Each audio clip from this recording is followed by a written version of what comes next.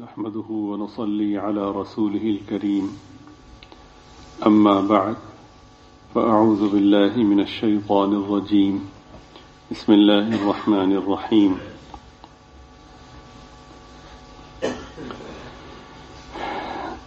اتقوا الله حق تقاته ولا تموتن إلا وأنتم مسلمون صدق الله العظيم وصدق رسوله النبي الكريم درود شریف پڑھ لیجیے۔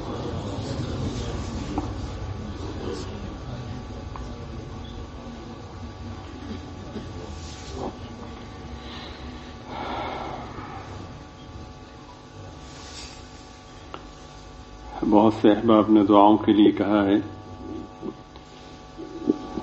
اگر نبی کہیں تو بھی حق ہے، ہمارے ذمہ لازم ہے کہ ہمیں دعاؤں کا اہتمام کرنا چاہیے۔ قریب میں وفاق المدارس کے تحت امتحانات شروع ہوا چاہتے ہیں، تو جتنے بھی بچے اور بیٹیاں امتحانات دینے والی ہیں ان کے لیے بہت دعا فرمائیں کہ اللہ تعالی خصوصی مدد فرمائیں، خصوصی کرم فرمائیں، اپنی نصرت شامل حال فرمائیں اور بہت ہی اعلیٰ درجے میں انہیں کامیابیاں نصیب فرمائیں۔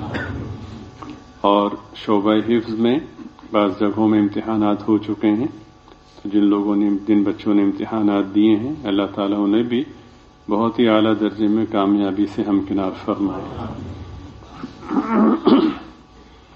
ایک طالب علم کے لیے بالخصوص دینی علم کے حوالے سے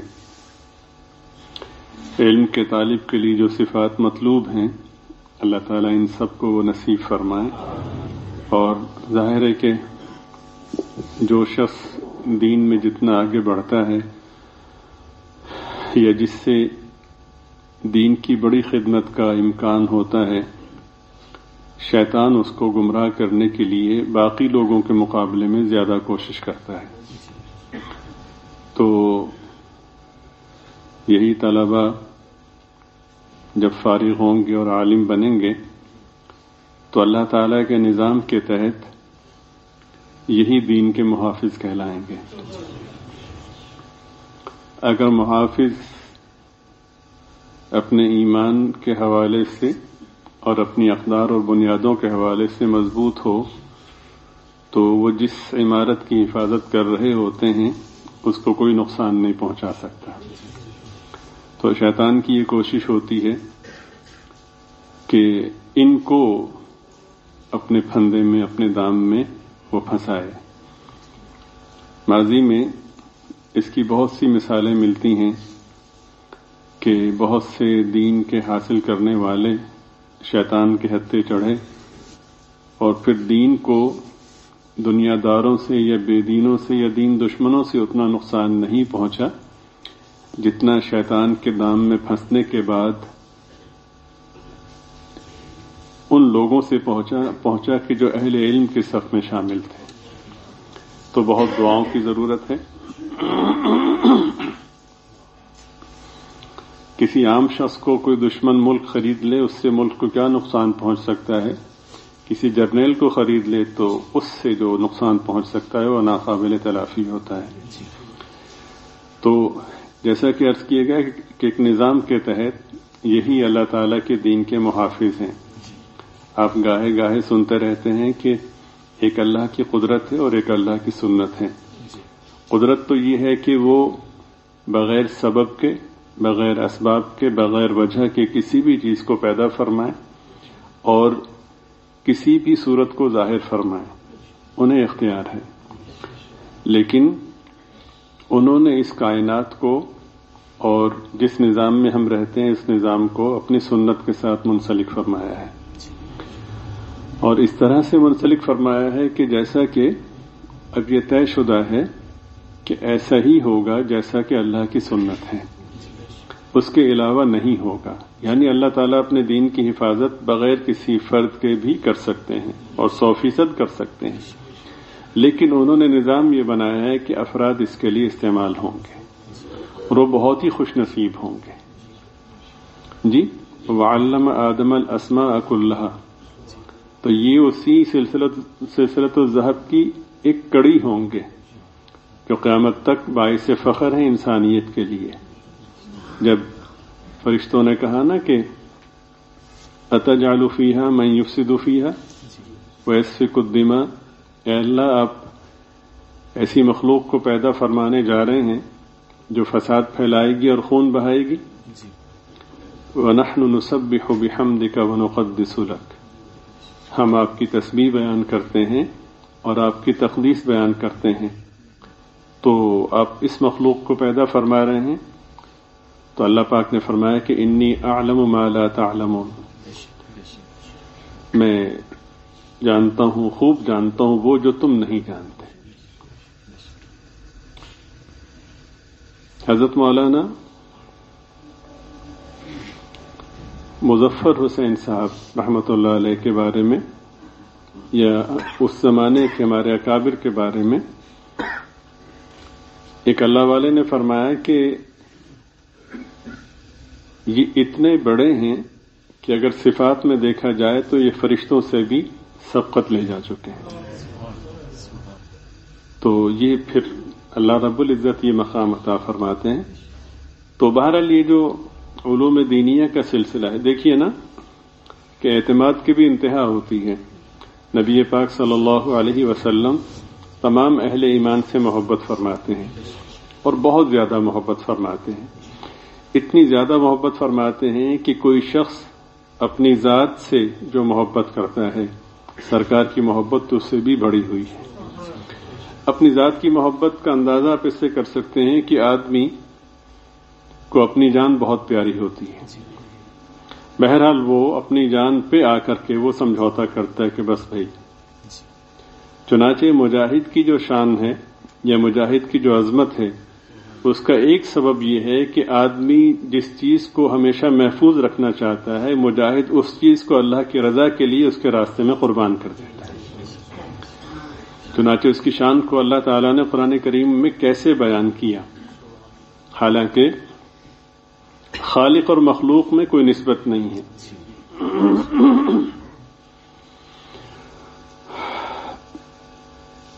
یعنی کہ خالق جو کام کر سکتا ہے، اللہ تعالیٰ جو کام کر سکتے ہیں، مخلوق تصور بھی نہیں کر سکتی کہ میں اس کے ہم پلہ ہو سکتا ہوں. لیکن اللہ تعالیٰ نے اس کی شان کو کس طرح سے بیان فرمایا. آپ جانتے ہیں کہ معاہدہ کا مفہوم یہ ہے کہ وہ معاملہ کہ جو دو فریق کے مابین طے پائے. ٹھیک ہے؟ تو عام طور پر جو فریقین ہوتے ہیں وہ ایک دوسرے کے قریب ہی ہوتے ہیں نا. مثلا فریقین میں دونوں جانب انسانی ہوں گے اور وہ دونوں عموماً قریب الخیال ہوتے ہیں، قریب الذہن ہوتے ہیں، اس لیے کہ جس سے ذہن نہیں ملتا اس سے معاہدہ عام طور پہ کیا نہیں جاتا. چلیں فرض کریں ایک بہت ہی برا شخص ہے، ایک بہت ہی اچھا شخص ہے، ان دونوں میں معاہدہ ہوا تو وہ جو برا شخص ہے وہ محنت کر کے اچھا بھی تو بن سکتا ہے نا، وغیرہ وغیرہ. لیکن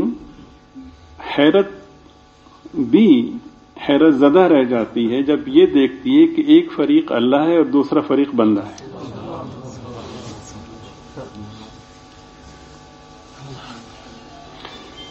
تو یہ ناممکن ہے، لیکن اللہ نے اس کو بیان فرمایا کہ ایک معاہدہ ہوا ہمارے اور تمہارے مابین. اب تم میں سے جو لوگ منتخب ہوئے وہ کون تھے؟ اہلیت ہوتی ہے نا، تو اس میں اہلیت یہ طے پائی کہ سب سے عزیز متاع، یعنی اپنی جان کو جو ہمارے نام پر نثار کرنے کا عہد کر لے، وہ اس معاہدے کا اہل ہے. لکھوائیے نام. تو ان سرفروشوں نے نام لکھوائے. اب ان کی لسٹ سامنے ہے. اب اللہ پاک یہ فرماتے ہیں کہ ٹھیک ہے تم نے نام لکھوا دیا، اب یہ ہماری مرضی ہے کہ کس کو عملی مظاہرے کا موقع دیتے ہیں. چنانچہ اس کو بیان فرمایا کہ من المؤمنین رجال، اہل ایمان میں سے کچھ لوگ ایسے ہیں کہ صدقوا ما عاہد اللہ علیہ، کہ جو اللہ سے معاہدہ ہوا تھا ان لوگوں نے اس معاہدے کو سچ کر دکھایا. اللہ نے تو معاہدے کو سچ ہی کرنا تھا نا، کمزور تو بندہ ہے نا. بندہ کہے میں نے سچ کر دکھایا تو اس پر بہت سے اشکالات ہو سکتے ہیں. خدا گواہی دے رہا ہے کہ انہوں نے معاہدے کو سچ کر دکھایا, پورا کر دیا. پھر اس معاہدے کے پورا کرنے والوں کی دو قسمیں ہیں, فمنہم من قضى نحبہ ومنہم من ينتظر. بہت سے ایسے ہیں کہ جو اپنا کام پورا کر چکے اور بہت سے لائن میں ہیں, انتظار کر رہے ہیں. اللہ تعالیٰ نے دونوں کو کامیاب قرار دیا. انہوں نے اپنے وعدے کو جو ہم سے کیا تھا. دیکھیے اس میں جو نقطہ قابل غور ہے وہ یہ نہیں ہے کہ بندہ بڑا ہو گیا ہے, نقطہ یہ ہے کہ وہ ذات کتنی قدردان, وہ ذات کتنی قدردان ہے کہ نیت کی اور سچی نیت کی کہ اللہ یہ جان آپ کی دی ہوئی سے آپ ہی کے لیے ہے, میں قربان کرنے کو تیار ہوں. خالص نیت کی بنا پر وہ ذات اعلان کر رہی ہے کہ ہم سے جو معاہدہ کیا تھا وہ پورا کر دیا. ساری دنیا کہے کہ معاہدہ پورا کر دیا, بات یقینی نہیں ہے. وہ ذات کہے کہ پورا کر دیا تو یقین. چنانچہ یہی تو وجہ ہے کہ جب روحانی آنکھیں اللہ پاک عطا فرماتے ہیں, بصیرت عطا فرماتے ہیں, تو بظاہر دیکھنے والا سمجھتا ہے کہ یہ آدمی ختم ہو گیا, لیکن تاریخ گواہ ہے کہ جب وہ شہادت کے مرحلے سے گزر رہا ہوتا ہے تو اس وقت وہ کہہ رہا ہوتا ہے فزت برب الکعبہ, رب کعبہ کی قسم میں کامیاب ہو گیا. اس لیے کہ وہ نتیجہ اللہ پاک اس کو دکھا دیتے ہیں کہ تم کامیاب ہو گئے. تو یہ اس کی اہلیت ہوتی ہے نا کہ اس کام کے لیے آپ اہل ہیں یا نہیں. تو ظاہر ہے کہ وہ اہلیت ہوگی. جیسا کہ دنیاوی اعتبار سے اگر کوئی عہدہ ہے, کوئی ایک عہدہ ہے, اس کے لیے فرض کریں پروفیسر بننے کے حوالے سے یا HOD بننے کے حوالے سے, تو اس کے لیے اہلیت شرط ہے کہ PhD کی ہوئی ہو, فلاں کی ہو, اتنا تجربہ ہو, وغیرہ وغیرہ. اور جس کے یہ تجربات نہیں ہیں اور جس کے اندر یہ اہلیتیں نہیں ہیں وہ اس مقابلے میں شامل ہی نہیں ہو سکتا. تو یہاں پر جو اہلیت ہے وہ اپنی جان کا سودا کرنا ہے, طے کرنا ہے کہ یہ جان اللہ کے حضور پیش کرنی ہے. اس کی اہمیت کا ایک بہت ہی خوبصورت ترین اور منور ترین پہلو یہ ہے کہ یہ کتنا عظیم ہے, کتنا اہم ہے اور کتنا محبوب ہے اہل ایمان کو. اس لیے کہ اہل ایمان کی خوبیوں میں سے سب سے بڑی خوبی یہ ہے کہ والذین آمنوا اشد حبا للہ, ایمان والے سب سے زیادہ محبت اپنے رب سے کرتے ہیں. اور مومنین میں سب سے بڑے مومن جناب رسول پاک صلی اللہ علیہ وسلم, سید المؤمنین, سید المعصومین. چنانچہ وہ اس کیفیت کا اظہار کیسے فرماتے ہیں؟ وہ فرماتے ہیں کہ میرا جی چاہتا ہے کہ میں اللہ کے راستے میں جہاد کروں, اور وہ عملی جہاد ہو. ہماری طرح نہیں کہ ہم اپنے کاموں کو جہاد کا نام دے دیں, ہم بھی بڑا جہاد کر رہے ہیں, معاشرے کا یہ جہاد ہے. جس کو کچھ بھی نہیں آتا وہ اپنے فہم کو جہاد قرار دے دیتا ہے, یہ بھی جہاد ہے جی, وغیرہ وغیرہ. عملی جہاد. وہ کسی نے کہا کہ جی وہ دلائل دے رہا تھا, تو اس نے کہا کہ پھر چلیں کشمیر. لیکن یار وہ کشمیر جانے کو دل تو بہت چاہتا ہے, لیکن سنا وہ سیدھی گولی مارتے ہیں. تو یہ ہمارا تصور جہاد ہے. تو سرکار دو عالم صلی اللہ علیہ وسلم نے فرمایا کہ میرا جی چاہتا ہے کہ میں اللہ تعالیٰ کے راستے میں جہاد کروں اور کرتا رہوں یہاں تک کہ اپنی سب سے قیمتی متاع یعنی اپنی جان اللہ کے راستے میں قربان کر دوں. جان قربان ہو گئی, بات مکمل ہو گئی. سرکار فرماتے ہیں جو میری کسک تھی اپنے محبوب پر, اپنے رب پر نثار ہونے کی, وہ پوری نہیں ہوئی. میرا جی چاہتا ہے کہ اللہ تعالیٰ مجھے ایک زندگی اور دیں اور میں ساری کی ساری زندگی اللہ کے راستے میں جہاد میں گزاروں اور پھر شہید ہو جاؤں. فرمایا کہ 2 جانیں دے چکا, تو فرماتے ہیں کہ ابھی بھی میرا دل نہیں بھرا, ایک زندگی اور ملے اور اللہ کے راستے میں جہاد کروں اور کرتا رہوں اور پھر اپنے رب کے نام پر میں قربان ہو جاؤں. یہ وہ مومن کی جو ہے یہ سمجھیں کہ کسک ہے. تو یہ جو مقام ہے یہ اسی بنا پر ہے کہ اپنے سب سے قیمتی متاع انسان اللہ پر نثار کرنے کو تیار ہو جاتا ہے. تو یہ اعتماد نبی پاک صلی اللہ علیہ وسلم, جیسا کہ عرض کیا کہ سرکار جو ہیں وہ سب سے محبت فرماتے ہیں. اتنی محبت فرماتے ہیں کہ بندے کو اپنی جان سے اتنی محبت نہیں ہے جتنی سرکار کو مومن سے محبت ہے. آپ سمجھ رہے ہیں؟ دیکھیے نا, سرکار دو عالم صلی اللہ علیہ وسلم کے اہل ایمان پر جو حقوق ہیں وہ اتنے زیادہ ہیں کہ ہم شمار نہیں کر سکتے.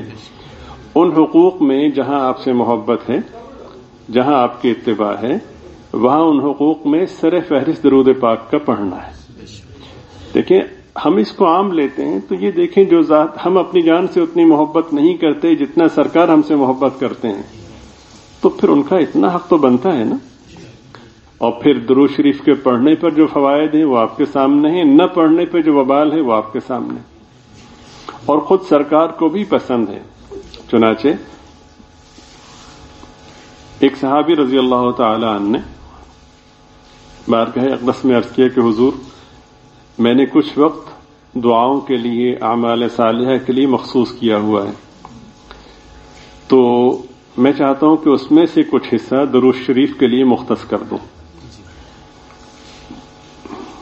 تو آپ فرمائیں کہ میں اس وقت کے 4 حصے کر لوں، چوتھا حصہ میں درود شریف کے لیے مختص کر دوں گا اور باقی جو ہے میں اس میں باقی نیک اعمال کیا کروں گا. تو آپ صلی اللہ علیہ وسلم نے فرمایا کہ جیسا تمہارا جی چاہے، لیکن اس کو بڑھا دو تو بہتر ہے. اس کا مطلب یہ ہے کہ سرکار کی منشا ہے کہ درود شریف کی کثرت ہو. ایسے ہی ہے. تو انہوں نے کہا جی ٹھیک ہے. تو انہوں نے کہا کہ پھر حضرت اگر آپ فرمائیں تو میں ایسا کر لوں کہ آدھا وقت درود شریف کے لیے مختص کر دوں اور آدھے وقت میں دیگر اعمال کر لیا کروں. فرمایا بہت اچھا، لیکن بڑھا دو تو اور بہتر ہے. تو عرض کیا کہ جی حضرت، تو پھر ایسا کر لوں کہ وقت کے 3 حصے کر لوں، 2 حصے درود شریف کے لیے مختص کر دوں اور 1 حصہ باقی اعمال کے لیے. سرکار نے فرمایا بہت اچھا، لیکن بڑھا دو تو اور بہتر ہے. اب تیسری بار جب سرکار نے فرمایا تو وہ پھر منشا کو سمجھے، تو کہا کہ حضور پھر ایسا ہے کہ میں سارے وقت میں کچھ اور نہ کروں، صرف درود شریف پڑھ لیا کروں. اب یہاں پر ایک تو جذباتی بات ہے نا کہ بھئی انہوں نے بہت اچھا کیا اور بہت ہی نیک اقدام کیا، اس میں شک نہیں ہے، لیکن اس پر جو تصدیق، مہر تصدیق ثبت ہوتی ہے وہ سرکار دو عالم صلی اللہ علیہ وسلم کے ارشاد عالی سے ہوتی ہے. یہ عرض کیا کہ حضور پھر تو میں سارے وقت میں درود شریف ہی کا اہتمام کیا کروں گا. جب درود شریف کا اہتمام کریں گے تو دعائیں رہ گئیں، استغفار رہ گیا، تو ظاہر دعائیں ہماری ضرورت ہیں یا نہیں؟ فلاں دعا کرنی تھی، فلاں کرنی تھی، فلاں کرنی تھی. پھر یہ کہ دن بھر ہم سے کوتاہیاں ہوتی ہیں تو ان کی توبہ بھی کرنی تھی. تو اب یہ محبت میں آ کے کہہ تو دیا کہ سرکار میں نہ کوئی دعا کروں گا، مطلب یہ کہ نہ کوئی دیگر وظائف کروں گا، میں صرف درود شریف پڑھوں گا. لیکن یہ سوال پیچھے باقی رہ جاتا کہ بھئی وہ دعائیں جو مانگنی تھی وہ کیسے مانگو گے، اس کا وقت تو ملے گا نہیں، اور نہیں مانگو گے تو تمہاری دنیا اور آخرت کی ضرورت پوری نہیں ہوگی، توبہ نہیں کرو گے تو پاکیزگی نہیں ہوگی.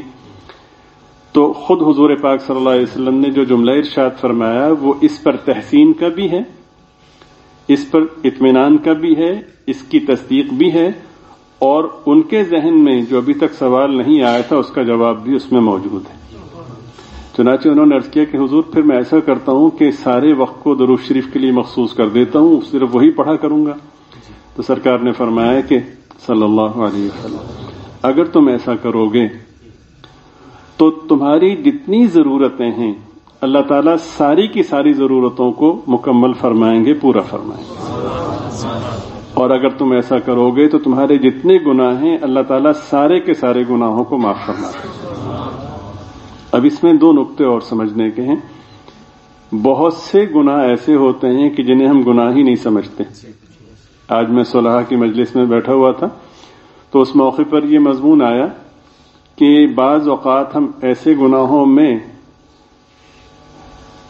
لتھڑے ہوئے ہوتے ہیں کہ ہمیں گناہ کا احساس نہیں ہوتا اور ہم نماز کے دوران بھی اس کے وبال میں ہوتے ہیں.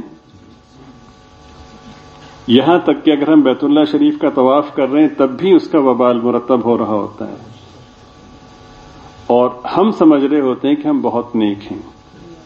مثلا کسی مومن کو اپنے سے کمتر سمجھنا، تو یقیناً آپ لوگ پارسا ہوں گے، لیکن میں گناہگار محسوس کرتا ہوں کہ یہ اتنی بری لت ہے اور یہ اتنی مہلک بیماری ہے کہ چاہ کر بھی اس سے آدمی نکل نہیں سکتا. چاہ کر نکلنا تو تب ہے نا کہ نکلنا چاہے. جب کیفیت ہی یہ ہو کہ ہم چما دیگرے نیست، مجھ جیسا کوئی اور نہیں ہے. یعنی میرا دینی اعتبار سے بننا سنورنا بھی احساس برتری کے پس منظر میں ہوتا ہے. آج پیر صاحب نے بات بہت اچھی کی، پیر صاحب نے دعا بہت اچھی کروائی، شیخ طریقت نے یہ فرمایا.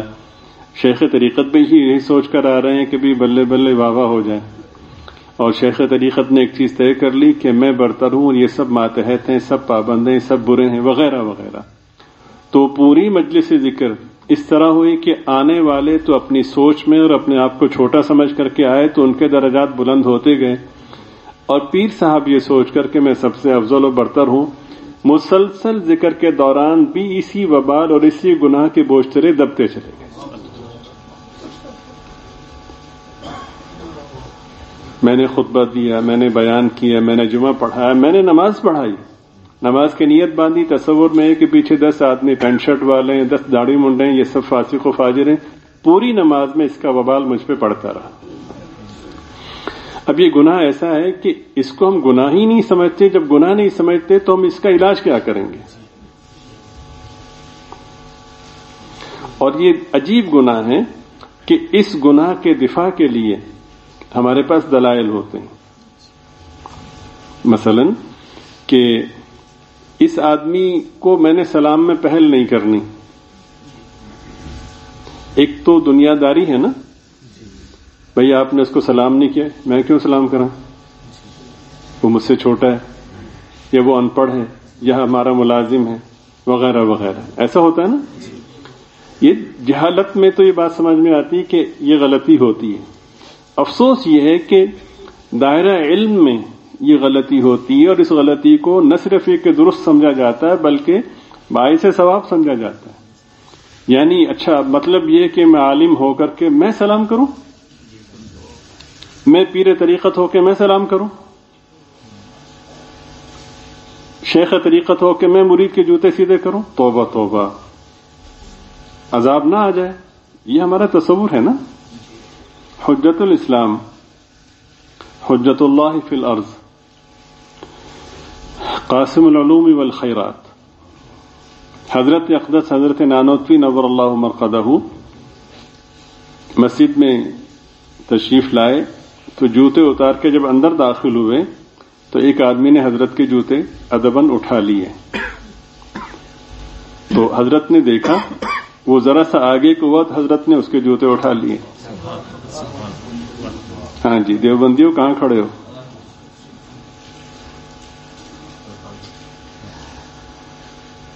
تحلیل ہو گئی ساری.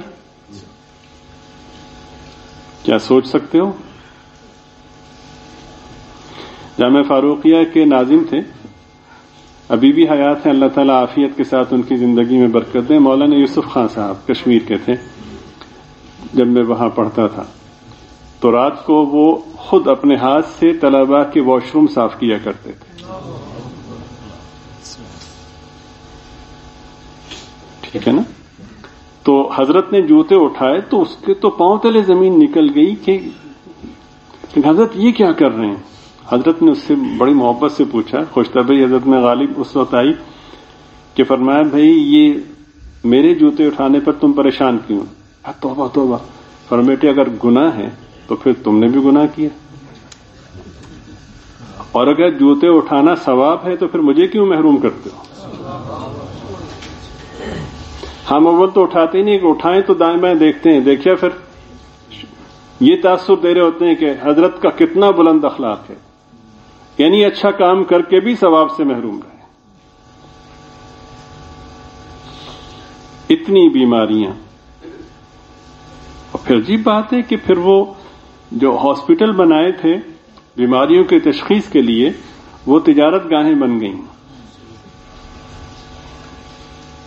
ڈاکٹر صاحب خود بھی بیمار ہیں، باقی وہ تجارت کر رہے ہیں. دور دور تک باطنی امراض یا روحانی امراض کے علاج کا نام و نشان تک نہیں ہے. بس یہ دوڑ لگی ہوئی ہے کہ کس کے مرید زیادہ ہیں اور کس کے معتقدین زیادہ ہیں اور کس کے حامی زیادہ ہیں، اسی دوڑ میں کس کے خلفاء زیادہ ہیں وغیرہ وغیرہ.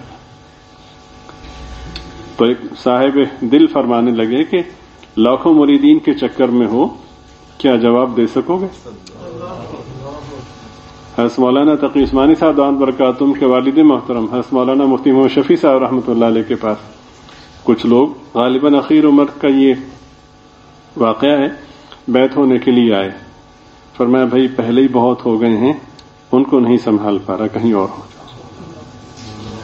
اور ہماری دکانداری ایسی کہ ہم نے بندے چھوڑے ہوئے ہیں، بھائی لوگوں کو گھیر گھیر کے لاؤ. آپ سمجھ رہے ہیں؟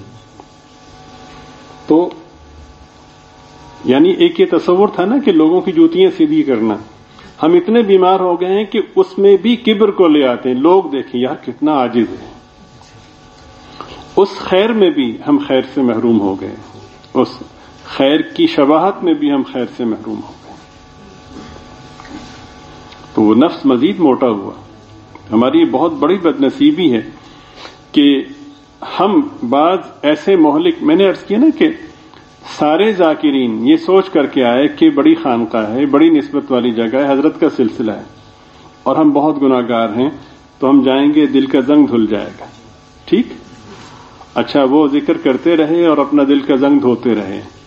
اور جو صاحب منصب تھا وہ اس خوش فہمی میں تھا کہ میں پھر دیکھو نا میرا کچھ تو کمال ہے نا، اتنے لوگ آئے، سمجھ رہے نا.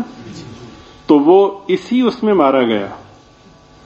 یعنی جہاں پر قلوب دھل رہے تھے وہ آب حیات کا چشمہ، کہ جہاں پہ زنگ دور ہو رہے تھے، بدقسمتی کی انتہا ہے کہ صاحب مجلس یا سرپرست مجلس وہاں پر بھی آب حیات سے اپنے دل کو نہیں دھو سکا. لوگ ممبر کے قریب آتے ہیں، لوگ مسجد میں آتے ہیں کہ ہمیں رہنمائی ملے گی. رہنمائی کا مطلب یہ ہے کہ گمراہی کے اندھیرے دور ہوں گے،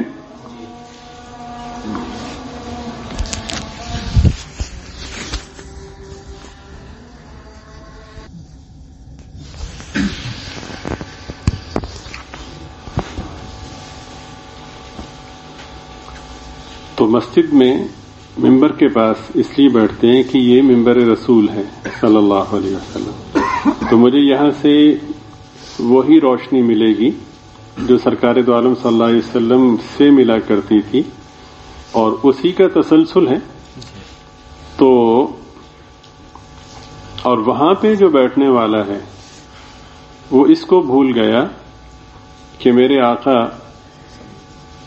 کسی برے شخص کے پاس نہیں، بروں میں سب سے بدترین کے پاس یعنی کفار اور مشرکین کے پاس جاتے تھے تو خیر خواہی کا جذبہ لے کر جاتے تھے، تکریم کا انداز اختیار فرماتے تھے، خوشامد فرماتے تھے اللہ کے لیے.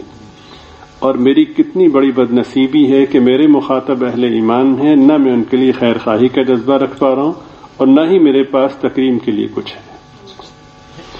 وہ لوگ اپنی اچھی نیت، اچھی سوچ اور اچھے ارادے کی بنا پر جو چاہ رہے ہیں ان کو مل جائے گا، لیکن میں جس ممبر پہ بیٹھا ہوا ہوں اس کے جو تقاضے تھے اور ان تقاضوں کے پورا کرنے پر جو انعام تھا، میں مکمل طور پر اس سے محروم جا رہا ہوں. تو کیا کیا جائے، کس کے سامنے روئیں؟ بہرحال بہت ہی تکلیف کی بات ہے کہ علاج تو بعد میں ہوگا نا، پہلے بیماری تو سمجھیں.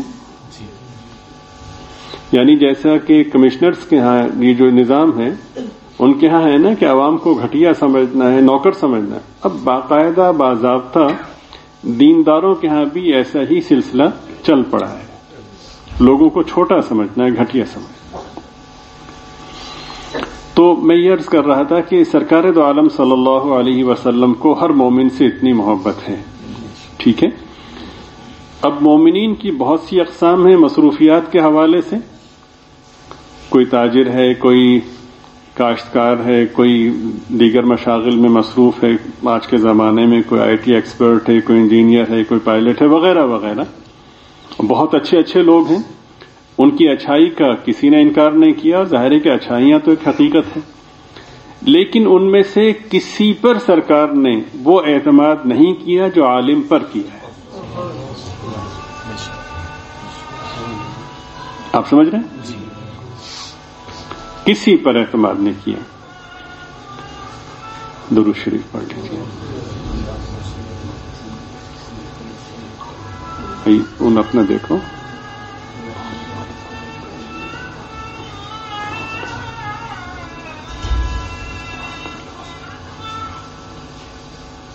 کسی کا لگتا ہے بٹن تلاش کرنے میں تبھی دیر ہوئی ورنہ اپنے کا پتہ ہوتا. خیر،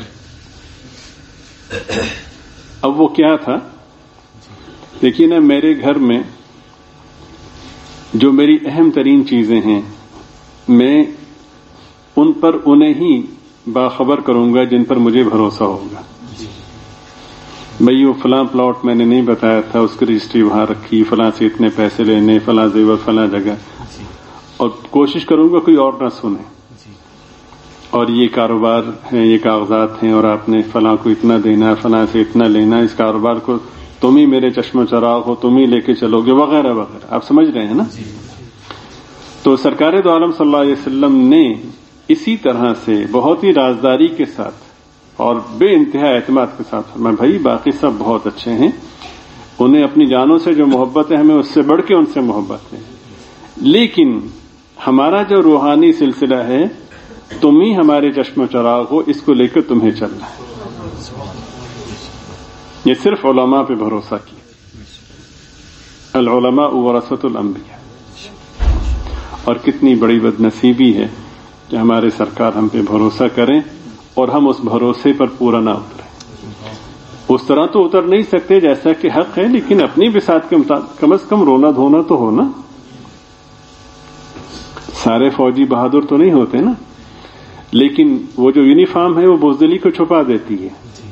10 بہادر میں ایک بزدل چل جاتا ہے. تو اگر میری یونیفارم ٹھیک ہو، مصنون یونیفارم ہو، تو باقی جو صلاحیں ہیں ان میں مجھ جیسا بزدل بھی چل جائے گا. لیکن ہم نے تو بالکل ہی سب کچھ ہی چھوڑ دیا. سرکار نے ہم پہ بھروسہ کیا اور فرمایا کہ یہ میرے وارث ہیں. اور ایک بات ذہن میں رکھیے کہ آپ یہ سن چکے ہیں کہ اللہ کے نزدیک سب سے مکرم وہ ہے جو متقی ہو، یعنی اللہ سے ڈرتا ہو. اس لیے کہ اللہ کے ڈر سے مراد خوف نہیں ہے. اللہ کے ڈر سے مراد یہ کہ اتنی عظیم ذات ہے جو ہر چیز پر قادر ہے، اور میری تمام تر کوتاہیوں کے باوجود مجھے اتنی نعمتوں سے نوازا ہے. اگر اس نے مجھ سے پوچھ لیا کہ تم نے ہمارے حقوق کی ادائیگی میں کیا کوشش کی تو میں کیا منہ دکھاؤں گا؟ یہ بالکل غلط ہے کہ تقوی کا مطلب آپ خوف کے طور پہ بیان کریں. نہیں، ایک فطرت سلیمہ رکھنے والا ایک باضمیر شخص اپنے عظیم ترین آقا کی کوتاہیوں کے حوالے سے جو فکر مند ہو سکتا ہے اور جو اعلیٰ درجے کی اپنے اندر خشیت پیدا کر سکتا ہے، اس روح کو تقوی کہتے ہیں. تو نبی پاک صلی اللہ علیہ وسلم نے بیان فرمایا، اور ظاہر ہے کہ آخرت کے تمام جو مراتب ہیں یا جتنی روحانی نعمتیں ہیں ان سب کے حصول کے لیے تقوی بنیادی شرط ہے. سادہ لفظوں میں یہ کہیے کہ ساری دنیا کہے کہ فلاں اچھا ہے، فلاں عزت والا ہے، چاہے وہ برادری کے حوالے سے ہو، سیاست کے حوالے سے ہو، دنیاوی ڈگریوں کسی بھی حوالے سے ہو، وہ سب کی سب مشکوک ہو سکتی ہیں.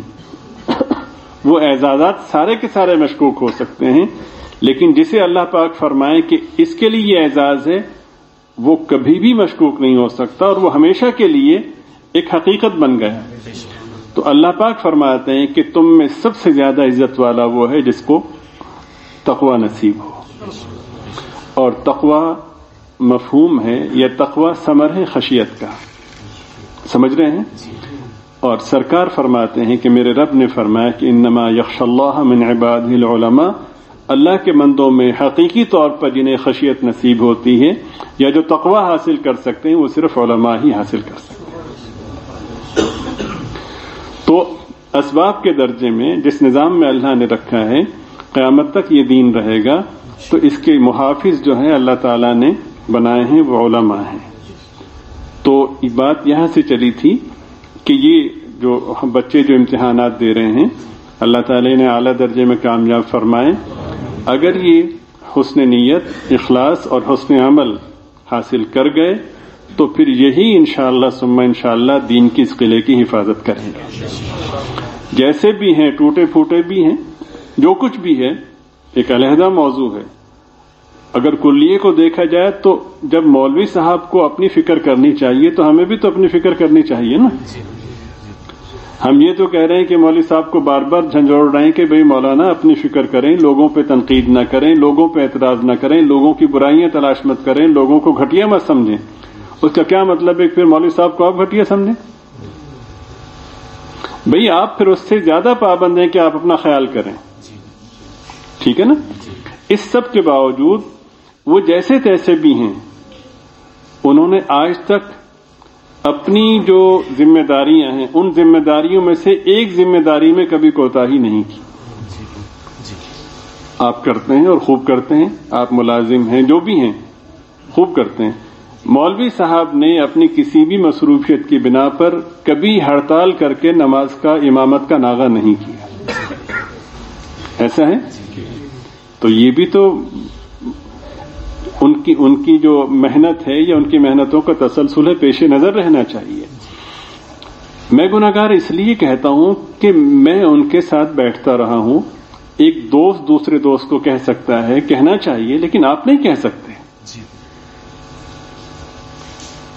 آپ کو اسی آئینے میں دیکھنا چاہیے اور اسی پس منظر میں دیکھنا چاہیے، جیسا کہ ایک فوجی دوسرے فوجی کو کہہ سکتا ہے، لیکن آپ تو کہیں، اور آج کل کہہ کے دکھائیں کسی فوجی کو، جی پہلے تو سنی سنائی بات تھی نا، اب کہہ کے دکھائیں، تو آپ نہیں کہہ سکتے۔ اور میں بھی جو کہہ سکتا ہوں نا، ایک اپنا دکھڑا ان کے سامنے بیان کر سکتا ہوں، یہ نہیں کہ میں ان کو نعوذ باللہ الیاذ باللہ گھٹیا سمجھوں، ایسا نہیں ہے۔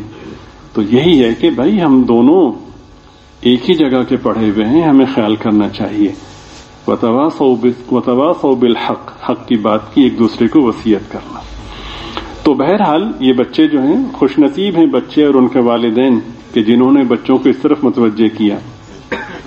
بچے تو ولی بنیں گے، 100 بنیں گے، لیکن والدین کی ولایت میں شک نہیں ہے، اس لیے کہ کون شخص نیک ہے اور کون شخص نیک نہیں ہے اس کا بہت ہی سادہ اور آسان معیار ہے کہ کسی بھی شخص کے ذہن میں موجود عظمت کو اگر آپ جاننا چاہیں تو اس کی اولاد کی مصروفیت سے جان سکتے ہیں۔ یہ بہترین معیار ہے۔ اگر کسی شخص نے اپنے بچے کو دنیاوی تعلیم کی طرف لگایا ہے، وہ کتنا ہی نیک کیوں نہ ہو، لیکن ترجیحاً اس کے نزدیک دین مقدم نہیں ہے۔ لیکن جس شخص نے اپنے بچے کو دین کے لیے وقف کر دیا، چاہے وہ کتنا ہی برا کیوں نہ ہو، لیکن اس کے اندر کا ایمان بہت مضبوط ہے کہ وہ اپنی جان سے بھی قیمتی متاع کو اللہ کے دین کے لیے وقف کر رہا ہے۔ پھر ادھر سے بھی تو دیکھیں نا، ویسے ہی اکرام ہوتا ہے۔ بچے نے حفظ کیا، دیگر انعامات کے ساتھ ساتھ یہ انعام ہے کہ نہ کسی ولی کے والدین کو، نہ کسی شیخ طریقت کے، نہ کسی اور نیک آدمی کے والدین کو وہ اعزاز نصیب ہوگا جو حافظ کے والدین کو ہوگا۔ ایسا تاج پہنایا جائے گا کہ سورج کی روشنی بے اثر ہو جائے گی۔ آپ سمجھ رہے ہیں نا؟ تو کسی بھی شخص کی دینداری یا دین سے دوری کو اگر آپ پرکھنا چاہتے ہوں تو اس کی اولاد کا رجحان دیکھیں۔ اگر انہوں نے اپنی اولاد کو دین کے لیے وقف کیا ہے تو اس کا مطلب ہے کہ بہت ہی اعلیٰ درجے کا اندر سے دیندار ہے، بلکہ اس کی ساری زندگی تعبیر ہے توبہ سے۔ غور کیجئے کہ اللہ میں تو کچھ نہیں کر سکا، تو مجھے معاف فرما، یہ میری سب سے قیمتی متاع ہے، میں تیرے دین کے لیے قربان کر رہا ہوں۔ اور بہت ہی افسوسناک ہے وہ مولوی اور وہ پیر کہ جو اپنے بچوں کو دنیا کے لیے وقف کرے، اس کی زندگی تسلسل سے تعبیر ہے اس جرم کے حوالے سے کہ دین حاصل کر کے مجھے تو عزت ملی نہیں، ان کو دنیا پڑھا کے میں عزت دلوانا چاہتا ہوں۔ آپ سمجھ رہے ہیں؟ اللہ تعالیٰ ان بچوں کو ولی بنائے، اپنے محبوب بندوں میں شامل فرمائے، اللہ کے نزدیک جو سب سے مکرم ترین لوگ ہیں اللہ تعالیٰ ان میں شامل فرمائے۔ تو یہ تو ولی بنیں گے، انشاءاللہ ضرور بنیں گے، لیکن ان کے ماں باپ پکے ولی ہیں۔ اس بات کے عرض کرنے کا ایک مقصد یہ بھی ہے کہ جو ابھی تک اس خیر کی طرف متوجہ نہیں ہو سکے وہ بھی نیت کریں کہ ہم اپنے بچوں کو دین پڑھائیں گے انشاءاللہ اللہ تعالیٰ آپ کی برکت سے مجھ گناہگار کو بھی عمل کی توفیق عطا فرمائے، اور جتنے بھی گناہ اور جرائم میں اللہ تعالیٰ ان پہ پردہ ڈال دیں، دارین میں پردہ پوشی کا معاملہ فرمائے۔ وآخر دعوانا ان الحمد للہ رب العالمین۔